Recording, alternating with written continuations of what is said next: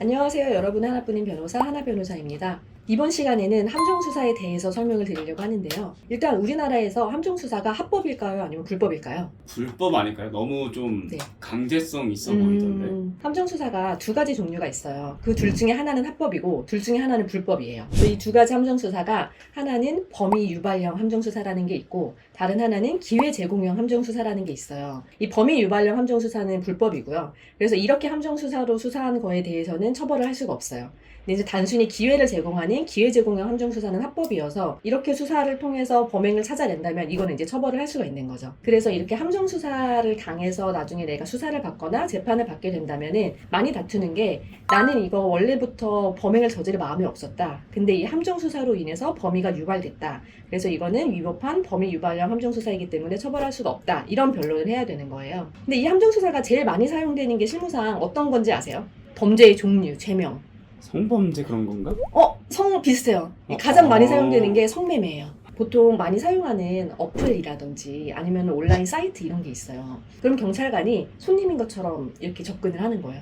이제 그 업소에 들어가는데 업소에서 여기 성매매 하는 곳이라고 이렇게 다 해놓고 하는 곳은 없잖아요. 뭐 마사지 업소나 이런 다른 유형의 업소로 이렇게 간판을 달아놓을 거 아니에요. 보통 이제 경찰관이 들어가서 콘돔이 구비되어 있는 곳까지 확인을 해요. 그 다음에 이제 경찰관임을 밝히고 뭐 장부라든지 이런 거 확인하고 그 현장에 있는 사람들 조사하고 이렇게 진행이 되는 거죠.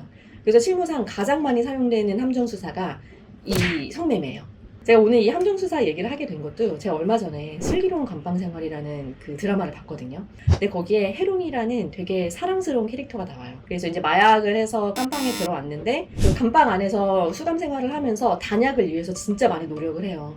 해롱이가 약을 끊기를 간절히 바랬잖아요. 저도 너무 바랐는데 안 될 것 같았거든요. 약을 끊는 건 현실적으로 거의 불가능한 일이고 나의 애인이랑 가족들이 나를 기다리고 있는데 그 상황에서 이전에 약을 했던 다른 사람이 자기를 찾아와서 약을 권하는데 그걸 못하고 다시 주사를 넣어요. 근데 이제 그게 함정수사였던 거죠. 그래서 이제 그게 끝나자마자 막 경찰들이 나와가지고서는 현행범 체포를 하거든요. 근데 이제 법조인의 시각에서 보자면 저거 처벌할 수 있을까라는 생각은 드는 거예요. 제가 만약에 해롱의 변호사였다 그러면 저는 무죄를 받았을 것 같아요. 이게 사실 출소하자마자 바로 이렇게 이전에 같이 약을 했던 동료나 아니면 공급책 등이 플랫폼 같은 거 주거든요. 선물로, 출소 선물로. 그래서 이거는 기회 제공형 함정수사라기보다는 범위 유발형 함정수사에 저는 가까워 보여야 된다고 생각을 해요.